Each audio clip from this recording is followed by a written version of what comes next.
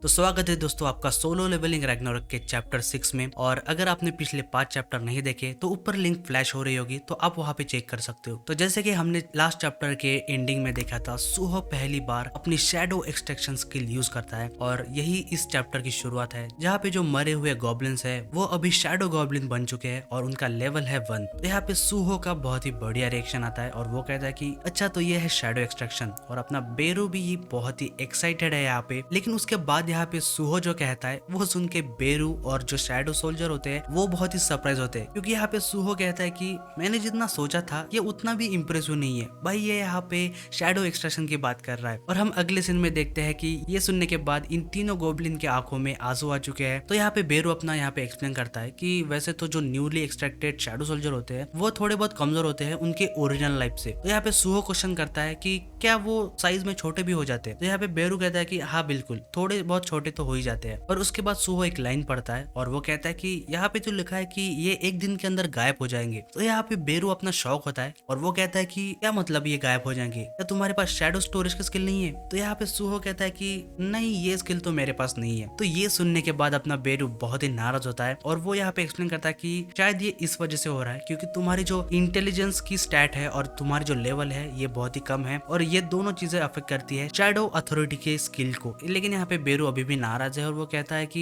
ये स्किल बहुत ही अमेजिंग है। तो ये सुनने के बाद सुहो कहता है कि ठीक है, इतना भी नाराज मत हो, मैं समझ गया कि ये बहुत ही बेहतरीन स्किल है। तभी उसके अगले सीन में यहाँ पे सुहो के पेट से आवाज आती है। तो वो कहता है कि अरे हाँ, मैंने तो पिछले 2 दिनों से खाना ही नहीं खाया। तो तभी उसके बाद वो बेरू से पूछता है कि आखिर हम यहाँ से बाहर कैसे निकल सकते हैं। तो यहाँ पे बेरू कहता है कि आप जब चाहे यहाँ से निकल सकते हैं क्योंकि आपके पास शैडो डंजन की है। तभी ये सुनने के बाद सुहो कहता है कि ठीक है, तो सबसे पहले यहाँ से निकल के हम पहले खाना खाएंगे। और वो अपनी शैडो की यूज करता है और उसे नोटिस आती है कि क्या आप इस शैडो डंजन को एग्जिट करना चाहते हो। तो इसी के साथ ये दोनों अभी शैडो डंजन के बाहर निकल चुके हैं और वो सीधा वहीं पे आते हैं जहाँ से एंट्री ली थी और वो है हॉस्पिटल। और यहाँ पे हम सीन देखते हैं कि भाई सुहो बहुत ही मजे से हॉस्पिटल का खाना खा रहा है। और उसके बाद सुहो कहता है कि मैंने सोचा नहीं था कि हॉस्पिटल का खाना भी इतना टेस्टी लग सकता है। तो ये सुन के बेरू भी कुछ नहीं कहता क्योंकि ऐसा कोई हॉस्पिटल नहीं है जिसका खाना इतना भी अच्छा लग रहा हो जितना कि सुहो को लग रहा है। लेकिन वो 2 दिन से यहाँ पे भूखा था तो उसे ये खाना भी टेस्टी लग रहा है। तो उसके बाद हम बेरू को देखते हैं और वो कहता है कि यंग मोनार्च, मैं आपको कुछ एक्सप्लेन करना चाहता हूँ, तो आपको आगे चल के क्या करना चाहिए। और वो कहता है कि आपके पास टोटल 3 मिशन है जो आपको कंप्लीट करने हैं। और पहला है कि आपको प्रोटेक्ट करना है इस अर्थ को, और वो भी आउटर स्पेस के मॉन्स्टर से। तो यहाँ पे सो कहता है कि तो मुझे इसके लिए डंजन के अंदर जाके मॉन्स्टर्स को हंट करना पड़ेगा। मैंने सही कहा? तो यहाँ पे बेरू कहता है कि हाँ, आपने बिल्कुल सही कहा, क्योंकि जैसे जैसे आप मॉन्स्टर को हंट करते जाओगे तो आप लेवल अप करते जाओगे और जितने आप स्ट्रॉन्गर बनते जाओगे उतना ही अर्थ सेफ रहेगी। और आपका दूसरा मिशन है कि आपको फाइंड करना है मिस हाइन को। तो यहाँ पे सुहो कहता है कि क्या कोई रास्ता है मेरी मॉम को फाइंड आउट करने का कि वो कहाँ पे मिल सकती है, क्या हमारे पास कोई लीड है। तो यहाँ पे बेरू जवाब देता है कि जैसे जैसे हम आउटर स्पेस के मॉन्स्टर को हंट करते जाएंगे तो इवेंचुअली हमें कोई ना कोई क्लू तो मिल ही जाएगा। तो ये सुनने के बाद सुहो कहता है तो इसका मतलब है कि हमें डंजन के अंदर जाना ही पड़ेगा। और उसके बाद यहाँ पे आता है तीसरा मिशन और बेरू यहाँ पे सबसे ज्यादा सीरियस होता है और वो कहता है कि यंग मोनार्च, ये जो तीसरा मिशन है ये सबसे इंपॉर्टेंट होने वाला है क्योंकि वो है मेरी पावर को रिकवर करना। मतलब यहाँ पे उसने सारे मिशन से ज्यादा ये मिशन सबसे इंपॉर्टेंट सोचा है और इसका रीजन भी बहुत बेहतरीन देता है बेरू। और वो कहता है कि मुझे बिलीव नहीं हो रहा कि मैं अभी सिर्फ एक प्राइवेट ग्रेड बन के रह गया हूँ और मैं ऐसे आपके सामने नहीं रह सकता, मुझे आपको मेरी ट्रू पावर दिखानी है यंग मोनार्च। तो ये सुनने के बाद सुहो क्वेश्चन करता है कि तो ठीक है, तुम्हें तुम्हारी पावर को रिकवर करने के लिए क्या करना पड़ेगा। तो यहाँ पे बेरू एक्सप्लेन करता है कि मैं जो टारगेट है उसके पोर्शन ऑफ मैजिक पावर को एब्जॉर्ब कर सकता हूँ और उसके नॉलेज को भी कंज्यूम कर सकता हूँ। और ये एक बहुत ही इनएफिशिएंट मेथड है जो कि मैं पहले यूज करता था, तब मैं एक शैडो सोल्जर नहीं था। लेकिन अभी मेरे पास कोई दूसरा ऑप्शन नहीं है क्योंकि मैं अभी मेरे मोनार्च से मैजिक पावर नहीं ले सकता, तो मुझे इसी से काम चलाना पड़ेगा। और वैसे भी मुझे कुछ चीजों को खाना है जिसमें कि मैजिक हो और कुछ भी नहीं। तो ये सुनने के बाद सुहो कहता है तो इसका मतलब ये है कि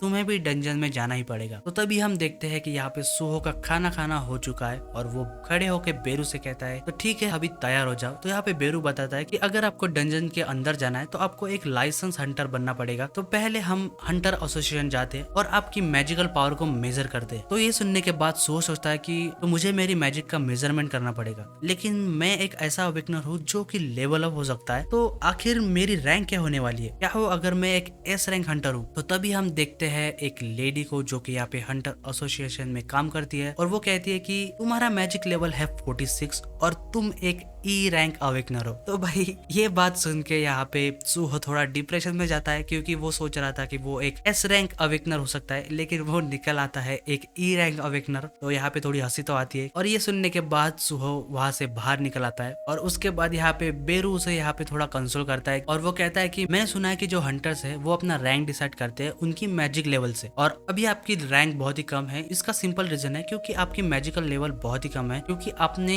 सारे पॉइंट्स अपने स्ट्रेंथ में डाल लिए, तो इस वजह से आपकी रैंक कम आई है और कुछ भी नहीं। तो यहाँ पे सूहो कहता है कि ठीक है बेरू, मैं समझ गया, तुम्हें मुझे इतना कंफर्ट देने की जरूरत नहीं है, क्योंकि इससे मुझे और भी बुरा लग रहा है। तो यहाँ पे सूहो कहता है कि पहले मेरे शैडो अथॉरिटी स्किल की ये हालत है, और अभी उसके आगे मेरी रैंक भी ई रैंक है, तो क्या मैं सच में एक अर्थ को प्रोटेक्ट कर सकता हूँ एक ई रैंक बन के? लेकिन यहाँ पे बेरू उससे कहता है कि लेकिन आप लेवल अप हो सकते हो। तो ये सुनने के बाद सूहो कहता है कि मैंने सुना है कि रेडिंग पार्टी जो होती है वो रेयरली किसी ई रैंक हंटर और एफ रैंक हंटर को हायर करती है, और अगर ऐसे ही चलता रहा तो मेरा डंजन के अंदर जाना ही इम्पॉसिबल हो जाएगा। लेकिन तभी यहाँ पे सूहो को कुछ बात याद आती है, और वो कहता है कि हमारे पास एक और ऑप्शन है। तो ये सुन के बेरू सोचता है कि आखिर ये ऑप्शन क्या है। तो सूहो यहाँ पे बताता है कि एक डंजन रेड में बहुत सारे डिवीजन होते हैं, और उसमें होती है एक स्ट्राइक स्क्वाड जो कि डंजन को रेड करती है, और दूसरी टीम होती है एक हाउलिंग टीम जो कि उनके पीछे चलती है उन मॉन्स्टर को कलेक्ट करने के लिए, जो कि पहली टीम खत्म करती है। और बाद में आखिरी टीम होती है माइनिंग टीम, जो कि जितने भी रिसोर्सेस होते हैं डंजन में उनको कलेक्ट करने के लिए। और अगर स्ट्राइक स्क्वाड को छोड़ दिया जाए तो दोनों ही हाउलिंग टीम और mining team E rank hunters को एक्सेप्ट करती है। तो इसका मतलब यह है कि अगर मैं अभी ई रैंक हंटर भी हूँ तब भी मैं डंजन के अंदर एंटर कर सकता हूँ। तो तभी हम अगला सीन देखते हैं कि यहाँ पे सूहो आ चुका है एक डंजन के अंदर, और वो अभी माइनिंग का काम कर रहा है, और उसके सामने जो बंदा होता है और वो उससे थैंक यू कहता है, क्योंकि इसी बंदे ने उसे यहाँ पे इंट्रोड्यूस किया होता है। और यहाँ पे सूहो कहता है कि मैं अभी अभी अवेकन हुआ और मैं तुम्हारे सिवा किसी भी अवेकनर को नहीं जानता, तो थैंक यू उसके लिए। और ये बंदा होता है तालिम, जो कि उसका एक असिस्टेंट टीचर होता है कोरिया की यूनिवर्सिटी ऑफ आर्ट्स में, और ये भी एक ई रैंक अवेकनर है। तो यहाँ पे सूहो कहता है कि मैं बहुत ही ग्लैड हूँ क्योंकि मेरे आसपास आपके जैसा एक सीनियर अवेकनर है, और मैं यहाँ पे इस डंजन में काम कर सकता हूँ, तो उसके लिए बहुत ही थैंक यू। तो ये सुनने के बाद तालिम कुछ भी नहीं कहता, लेकिन वो उसके बाद सूहो का आवाज देता है कि मुझे तुमसे कुछ कहना है। तो तुरंत उसके बाद वो सूहो से माफी मांगता है, और वो कहता है कि मुझे माफ कर दो जो भी इंसिडेंट अभी यूनिवर्सिटी में हुआ था उसके लिए। और यहाँ पे तालिम कहता है कि मैं वहाँ पे अकेला अवेकनर था, लेकिन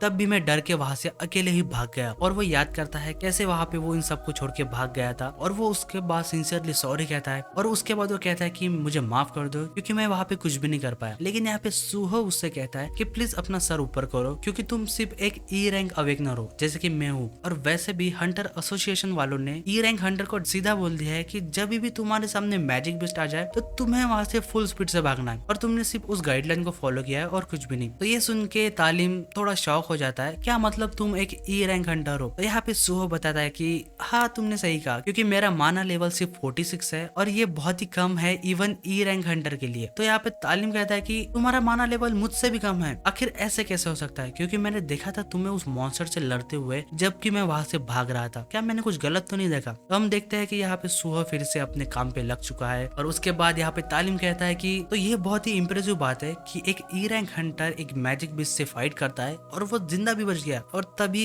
उसके पीछे बेरू आ जाता है, और वह कहता है कि ऐसा तो होना ही था क्योंकि यंग मोनार्च बहुत ही एक्स्ट्रा ऑर्डिनरी पर्सन है। तभी तालिम बेरू की तरफ देखता है, और वो देखते ही रहता है, और वो आखिरी में शॉक हो जाता है और चिल्लाता है कि ये तो एक मैजिक बिस्ट है। तो तभी यहाँ पे सूहो उससे कहता है कि आखिर तुम बाहर क्यों आ गए? तो यहाँ पे बेरू कहता है कि यंग मोनार्च अभी आप बहुत ही वीक हो, जैसे कि एक आंट का लार्वा होता है, तो मैं शांति से तभी रह सकता हूँ तब मैं आपके साइड में हूँ आपको प्रोटेक्ट करने के लिए। और यहाँ पे देखो तो बेरू कह रहा है सूहो से, जबकि बेरू खुद ही इतना कमजोर हो चुका है। तो यहाँ पे तालिम उससे कहता है कि आखिर ये चीज क्या है, क्या तुम एक समनर हो? तो यहाँ पे सूहो उसे रिप्लाई करता है कि हाँ वैसे ही कुछ। तो यहाँ पे तालिम उससे कहता है कि बहुत सारे जो ई रैंक हंटर होते हैं उनके पास कोई स्किल भी नहीं होती, और तुम एक समनर हो, तुम सच में बहुत ही लकी हो। तो यहाँ पे तालिम कहता है कि तुम्हारी जानकारी के लिए बता दूं, मेरे पास एक रनिंग स्किल है। तो तभी यहाँ पे मजाक में सूहो से कहता है कि इसी वजह से आप भागने में इतने माहिर हो। तो यहाँ पे भाई ये बात सुन के तालिम फिर से डिप्रेशन में चला जाता है, और यहाँ पे सूहो से कहता है कि मैं बस मजाक कर रहा था यहाँ पे और कुछ भी नहीं। तभी हम सीन देखते हैं कि यहाँ पे तालिम डिप्रेशन में बैठा हुआ है नीचे, और यहाँ पे हम बेरू को देखते हैं, और वो कहता है कि जैसे कि मैंने सोचा था यंग मोनार्च, आपने इस बंदे की मेंटेलिटी कम्प्लीटली क्रश कर दी है। तो भाई यहाँ पे बेरू की जो पर्सनैलिटी है वो कभी भी चेंज नहीं हो सकती, क्योंकि वो हर वक्त बहुत डोमिनेंट ही रहने वाला है। तो उसके बाद सुहो इस डंजन को देख के कहता है कि मैं पहली बार किसी डंजन के अंदर आया हूँ अगर शैडो डंजन को छोड़ दिया जाए तो। और वो सोचता है कि क्या स्ट्राइक स्क्वाड अभी भी मॉन्स्टर को हंट कर रही है। तो तभी हम देखते हैं इस टीम के स्ट्राइक स्क्वाड को जो कि यहाँ पे मॉन्स्टर को खत्म किए जा रहा है। और वो लोग कहते हैं कि यार ये डंजन तो बहुत ही एम्प्टी है। और वो दूसरा बंदा कहता है कि